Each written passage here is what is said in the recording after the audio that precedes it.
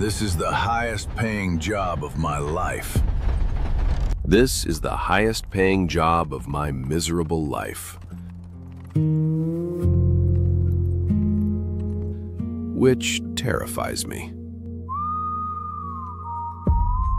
Because when the payment is obscene, the target is either impossible to find or impossible to keep breathing. Sometimes both.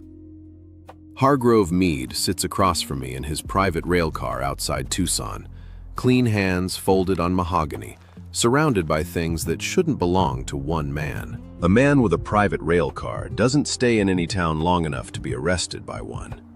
He moves with the railroad, and the railroad moves with money. And money, in this territory, moves faster than justice and considerably slower than greed. Behind him, glass cases line the wall. A jawbone mounted like a trophy, too large to be human, too small to be buffalo. He slides a photograph across the desk. A woman, Apache, standing at the edge of a canyon, unposed, unaware. Dark hair loose, eyes fixed on something beyond the frame that I cannot see, and that whoever held the camera clearly could. "Saya," he says, like he already owns the word. I ask what she did. He smiles the way men smile when the truth would complicate the transaction. "She exists," he says. "That is sufficient." The contract has one clause that stops me cold. She exists. Delivered alive, unharmed, no marks on the skin. I have hauled killers across 3 territories, dragged men through desert and flood and mountain. Never once did a client specify unharmed. Men who want prisoners want leverage. Men who want something else entirely. I look at the cases on the wall. I ask the price again, just to hear it said out loud. He repeats it. I fold the photograph into my coat. I am 52 years old. My knees sound like gravel in a tin can. I have $30 to my name and a horse that deserves considerably better than me. I left the Army 20 years ago rather than follow an order I won't speak of, and that decision has followed me like a second shadow every mile since.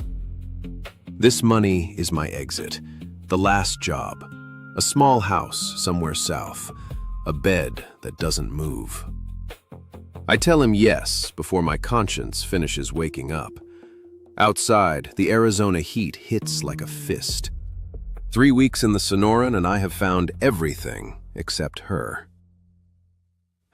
2 Apache camps abandoned so clean they looked like the earth had simply exhaled the people out.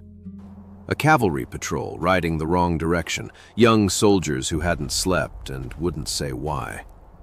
A Mexican trader who crossed himself twice when I showed him the photograph and handed it back without touching the edges. And something else. East of the Dragoons, at a dry wash where the sand held no reason to hold anything, I find tracks that don't belong to any animal.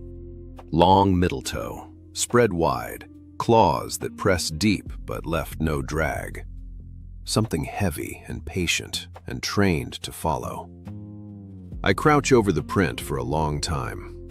An old Tohono man at a water station 3 days back had warned me, said there were things in the dry washes that Mead had brought up from the south, things that had no business being north of the border. I gave him $1 and didn't write it down. I write it down now. My horse, a Grula mare I call Dusk, tells me more than any scout. On the 4th day in the canyon system, Dusk stops dead on a trail wide enough for one horse. Nothing visible ahead. I sit still for a full minute. Then I notice the birds, or the absence of them. Cactus wrens this morning, a pair of hawks riding the thermals above the west wall. Now the sky is empty, and the rock holds a silence that has weight and intention. I glass the canyon wall. Shadow pooled under an overhang 30 feet up. Nothing. Then the shadow changes quality.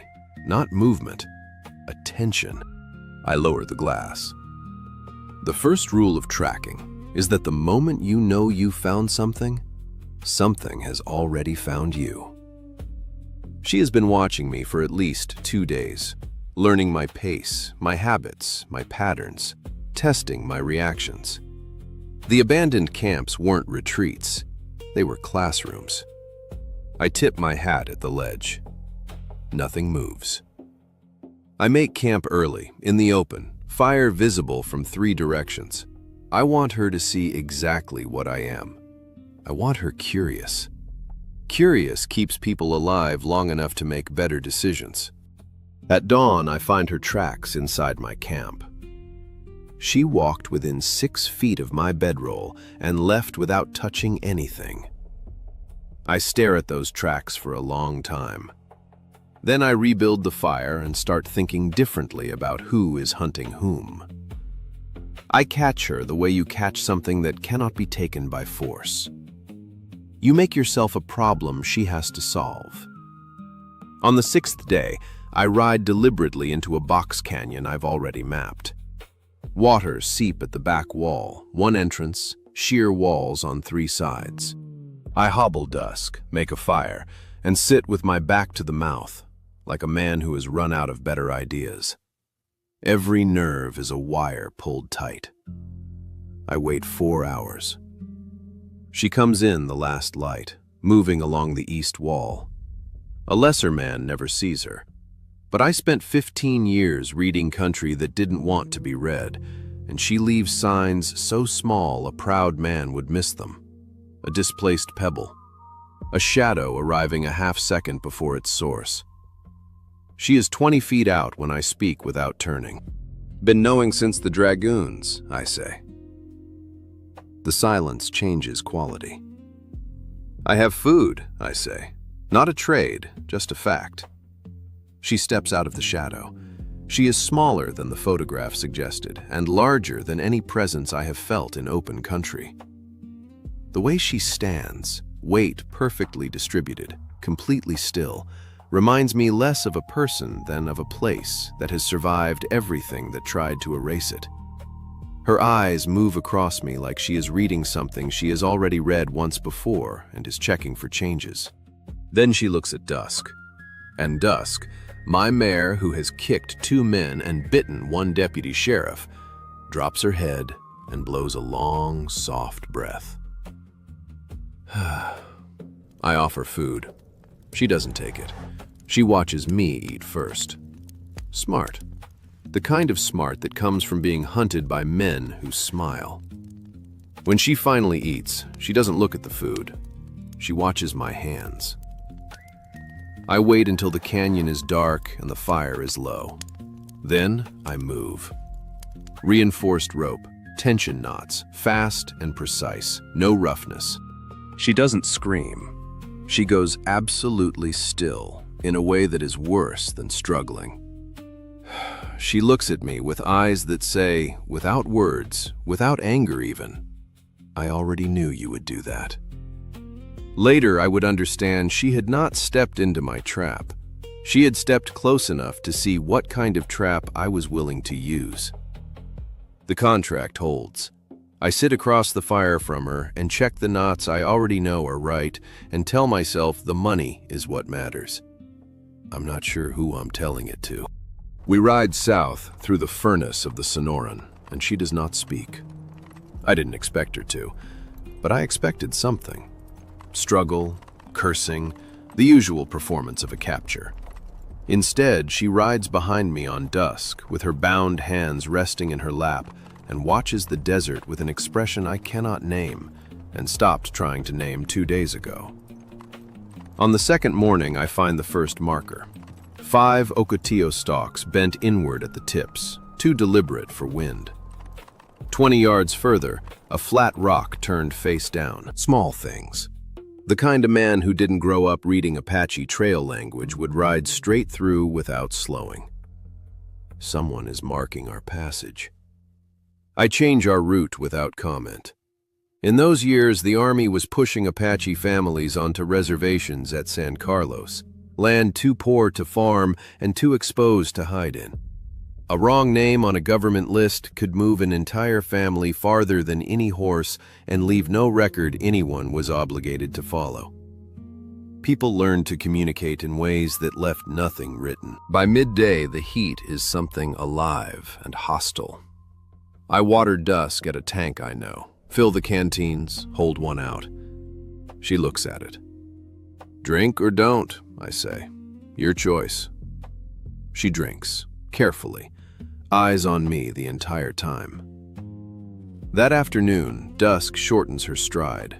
I scan the flats, shimmer and rock and the bleached skeleton of a saguaro.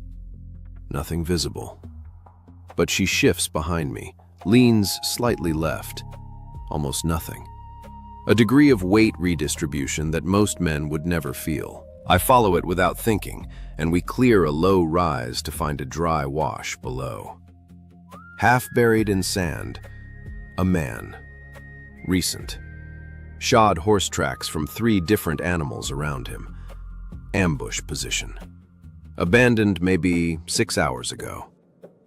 Someone was waiting here. Changed their mind, or was changed for them. I look back at her. She is watching me with that unreadable expression. "Did you know?" I say. Nothing. She said nothing, but she leaned left. She moved me away from that wash before I ever saw it. The sky turns wrong before dawn. Not the green-black of a summer storm, something flatter. A bruised yellow, sitting on the horizon like a breath being held by something enormous and deliberate. Dusk is already pulling at her hobble when I come out of sleep with my hand on the colt. Haboob. Dust wall. Moving at the speed of bad news and twice as certain. I break camp in 90 seconds. I cut her ankle bindings so she can ride properly. Wrists stay bound. No time to debate the logic. The haboob hits us at the canyon mouth. One moment there is world. Then there is nothing but roar and sand and the specific terror of not knowing where the ground ends. I get Dusk into a slot barely wide enough for her shoulders. She locks her legs and drops her head. I press against the rock with my bandana up and close my eyes. Something touches my arm. She is beside me, her bound hands gripping my forearm. Not panic, navigation. She guides my hand upward to a crack where the air runs cleaner. When it passes, the desert is rearranged. The trail we rode in on is gone. My landmarks are buried or shifted 3 feet in every direction. She steps out of the slot and reads the sky. Reads the sand patterns around the base of the rocks. Stands completely still in a way I've started to recognize, like she is listening to a frequency the rest of us lost access to a long time ago. Then she walks 12 paces south and stops. "That way," she says. First words since the Box Canyon. Her English is precise and without accent, which surprises me more than the haboob did. She looks down at her own bound hands then, just for a moment, not performing discomfort, not asking for anything, just acknowledging something private that she immediately decides not to share. She looks away before I can respond to it. I follow her south. I look down as we pass the 12-pace mark, the long middle toe, deep claws, the same track from the dragoons pressed fresh into the rearranged sand. Merida is the kind of town that asks no questions, because the answers are always worse. Adobe and warped timber. A saloon that doubles as a courthouse when the circuit judge passes through, which means justice here moves slower than weather and costs about the same. I cannot ride into Merida with a bound Apache woman. I sit outside town under a palo verde and think about this. She waits without shifting. I cut her wrist bindings. She looks at her hands, then at me. No gratitude, no relief, pure assessment. 2 hours, I say. You run, you're alone in open country with Meade's people behind us. Your choice. I buy her a plain cotton dress from a woman at the edge of town. She changes behind the Palo Verde without ceremony and hands me the cut rope. "Keep it," she says. We ride in together, a man and a woman, unremarkable. The liveryman takes dusk without looking up. I buy grain, dried meat, 2 canteens. I add a spool of rope and immediately regret it. She doesn't comment. Riding out, she speaks. "The man who hired you has a room with locked cases." I wait. "He has my grandmother's hands in one of them," she says. "Kept whole, in glass, with a number tied to her wrist like a catalog entry." I ride with that information for a long time. The shoulder stops bothering me. We pass the telegraph office at the far end of the main street. I thought about stopping. I thought about what a message sent from Merita might accomplish against a man who traveled with the railroad. I find the sign at a watering hole east of the Pelonchillo foothills. Boot prints. Large, left foot dragging slightly. A man of considerable weight moving with no effort at concealment because he doesn't need to make any. Beside the prints, the same wide splayed track, long middle toe, deep claws. It had stopped here and stood a long time facing south, facing us. She dismounts before I do, stands 6 feet back from the prints, looking away from them. "Meade sent 2, she says. "The other one is better than you," she says. Not cruelty, a fact delivered clean. "What's he writing?" I say. She says a word in Apache. "Something Meade bought from a man who shouldn't have sold it," she says. "Something that remembers things animals aren't supposed to remember." I check the Winchester, full. The Colt, full. I check the horizon in every direction and find nothing, which is its own kind of answer. We camp against a rock wall that night. I sleep in 2-hour intervals, rifle across my knees. On my second watch, I hear nothing. See nothing, feel nothing wrong. But dusk is standing, ears locked on the darkness to the south, and she is awake across the fire, watching the same darkness. "When you read me," I say quietly, "back in the Dragoons, before you let me find you, what did you see?" She doesn't look at me. "A man who walked away from an order," she says, "a long time ago. There were children." I go very still. "Nobody living knows that story," I say. "One did," she says. "A boy your captain left for dead. He grew old enough to tell it to the right people." "He's alive!" "He was," she says, 3 years ago." The fire pops. Something large moves through the darkness to the south. Patient, unhurried. The way things move when nothing has ever made them move fast. I feed the fire. I check my loads again. And I start thinking seriously about what kind of man I am willing to be before this is over. She talks on the 3rd night in the foothills because she has calculated I need to understand what I'm carrying. "Meade has been collecting for 30 years, she says. Not objects. Proximity to power. Her grandmother was a medicine woman, the last of a specific lineage. Meade had her taken 7 years ago. He kept her alive long enough to understand what she knew, then had her killed and preserved because he is the kind of man who preserves what he cannot fully own. He doesn't want to kill Saya. He wants to study her, the way you study something you intend to own indefinitely. "You knew what he was," she says. "I knew he was rich," I say. That is what I said. I have no answer worth hearing. "The man tracking us," I say, "the masked one." "Victorio, not his real name, a name Meade gave him," she pauses.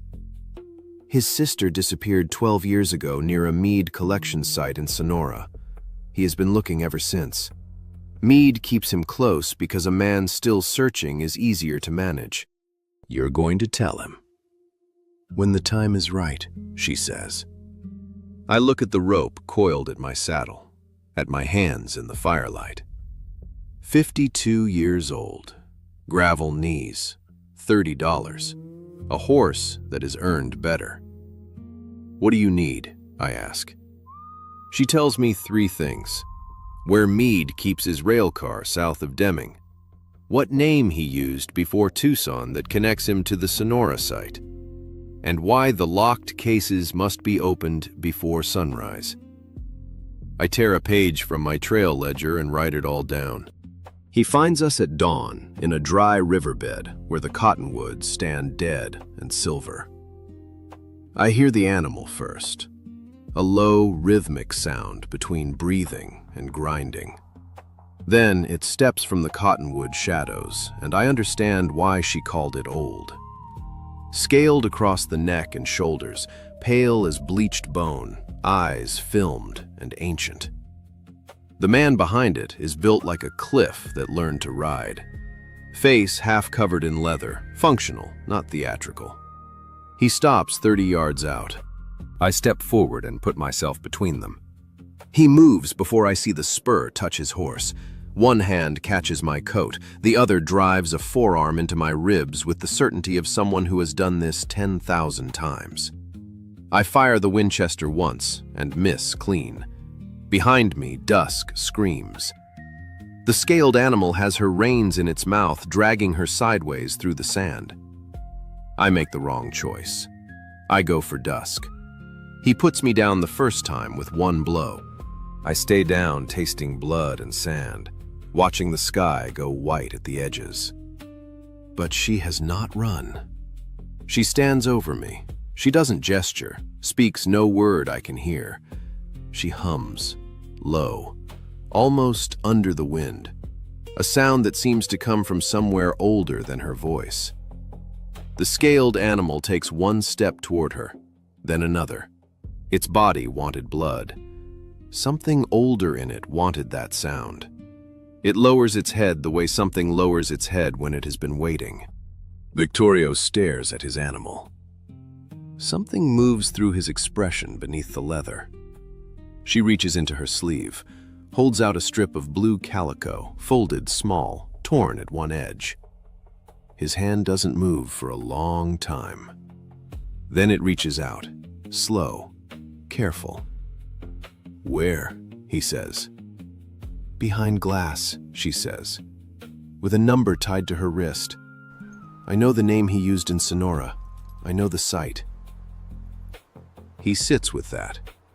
Then he turns north without a word. The ancient animal follows. I write the letters at a relay station outside Lordsburg with a hand still shaking from the beating. I write in plain language. Hargrove Meade, private rail car. The contract, worded exactly as signed. The locked cases and their contents as described by a direct witness. I fold into the governor's copy the contract itself. Into the newspaper copy, I fold the page I intend to take from Meade's own ledger before this night is finished. I hand both to a rider heading north. Watch the dust settle. Meade's rail car sits on a spur line south of Deming, lamp burning in the window. He is not surprised when I open the door. He is pouring coffee. Clean hands. Same mahogany desk. The cases undisturbed on the wall. "You are late," he says. "For what?" "For becoming honest." He sets down the coffee and folds his hands. "I had you read before Tucson, Dross. A man carrying 20 years of guilt is very easy to aim. I aimed you, and here you are, right on time. Then you know why I'm here. I know you think those letters matter." He smiles. "Men like you believe paper outlasts money. It doesn't." "Open the desk drawer," I say. He doesn't move. I open it myself. The ledger is exactly where she said it would be. Names, dates, catalog numbers matched to cases. I tear out 4 pages, fold them, put them in my coat. "The West is ending, Dross," Meade says quietly. "Everything in those cases would have been lost inside a generation. I preserved it." "You preserved people." People are all history ever was. She comes in behind me then and moves through the cases without hesitation, opening each one, speaking names quietly, one by one, the way you speak names that have been waiting a long time in the dark to be remembered. Meade watches her, and for the first time since Tucson, the comfort leaves his face completely. "That is 30 years, he says. "It's a debt," I say. "We're closing it." "Your ledger travels north in the morning," I say, "in your own handwriting." He looks at me for a long moment. "You were a good tracker, Dross," he says finally. "It's a shame what guilt does to a man's judgment." "Shame is about right," I say. "I should have burned your photograph in Tucson." What belongs to the earth goes back to the earth before sunrise in a place she knows. I stand watch outside. That is the correct thing to do, and I know it without being told. When she returns, her face holds something it didn't hold before. Not peace exactly. Completion. I stand on the platform in the early light. She stands beside me. I tip my hat. She nods once. We ride in opposite directions into the Arizona morning, and the desert closes behind us the way it always does. Covers tracks, swallows names, keeps its mouth shut about everything it witnessed. I don't look back. That's the rule that kept me alive. But I almost do. 2 weeks later, the first letter came back, unopened. The second came back stained with blood. I should have ridden south. I should have found that house and that bed and let Meade be somebody else's problem. That's what a smart man would have done. I never claimed to be smart. If you want to know what Meade did, Sid,